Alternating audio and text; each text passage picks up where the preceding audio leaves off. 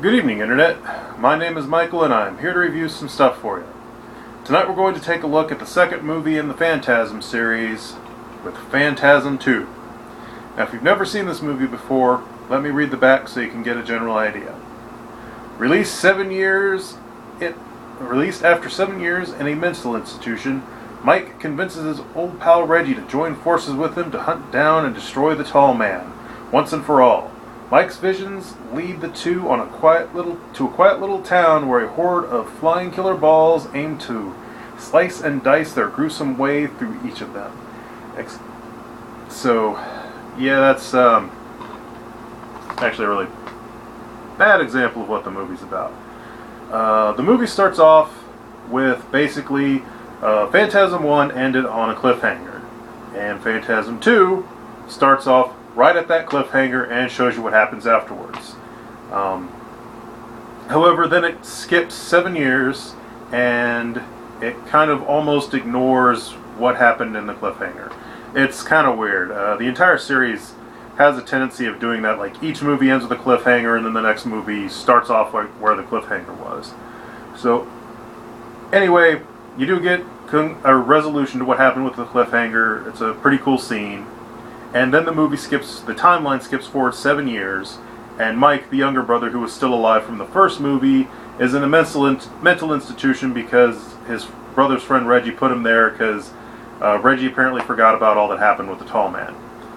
Mike gets out, and it turns out he's having psychic visions. He's having psychic visions of the Tall Man, and he's also having psychic visions of a new character. There's this girl, and they have psychic visions of each other and the Tall Man. They all have some sort of weird interconnected stuff that they never really explain in the movie. Basically, Reggie picks him up from the mental institution, and then Reggie's family dies in an explosion at his house. So they both vow revenge against the Tall Man, and they go off on the road. And then basically, the movie leads you to believe that they've been on the road for several years, or an indeterminate amount of time, but probably at least a year or two. And they're going to small town, and you find out the Tall Man basically goes into a small town, takes all the corpses, kills everybody, and moves on. And this whole time, there's all this stuff happening with the girl. She's still getting the visions, and she thinks the Tall Man's going to get her.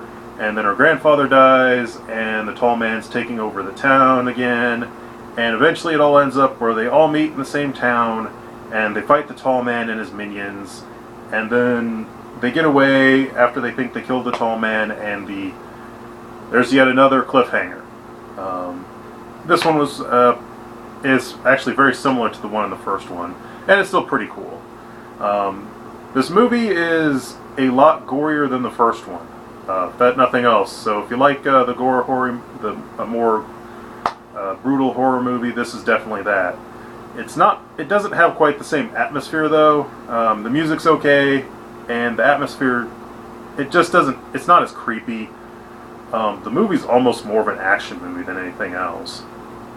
It still has lots of horror bits in it, but the main two characters, they aren't scared of the Tall Man or anything. They're trying to kill him. And that's actually another really pretty fun part of the movie, is the stuff that they come up with to fight the monsters and stuff. They use everything from, they make a flamethrower, they use a chainsaw, a drill, and my favorite weapon, Reggie creates a 4-barreled sawed-off shotgun by MacGyvering 2 double-barrel sawed-off shotguns together. He only uses it once, but it was pretty cool. Mike is played by a new actor in this movie, but he does a pretty good job. The Tall Man's still played by Angus Scrimm, and he does an excellent job, as always, of being the creepy guy with his trademark phrase of "boy," and it's pretty cool. However, Reggie, the other character from the first movie that's still in this one, he's more of a comedic relief character in this one, but he still has probably better fights than like Mike does. He has this great fight where he brings out his chainsaw to fight this one guy, and the other dude brings out a bigger chainsaw, and they just kind of have a funny fight scene with them. So all in all, I give this movie a 5. It's not as good as the first one, but mostly because it's just a lot different genre almost. But it's still pretty cool. Anyway, that's all I have for this time, and stay tuned next time when we'll review Phantasm 3.